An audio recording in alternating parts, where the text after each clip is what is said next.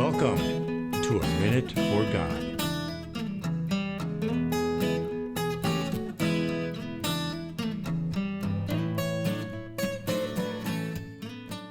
Colossians chapter 3, verses 18 through 25 is all about relationships. Verse 18 begins with the relationship of wives with their husbands. Wives, submit to your husbands, as is fitting for those who belong to the Lord. Now, let me just say that there's probably no biblical teaching more controversial than that of a wife's submission to her husband. So let's clear up a few things in order to understand what the Bible is telling us here. First, nowhere does it say that a wife is to obey her husband. Children are to obey in verse 20, and slaves are to obey in verse 22. However, wives are to submit. And there's a big difference between these two words. The word submit comes from the Greek word hupotasso, which translates into meaning to subject and submit oneself under a delegated authority.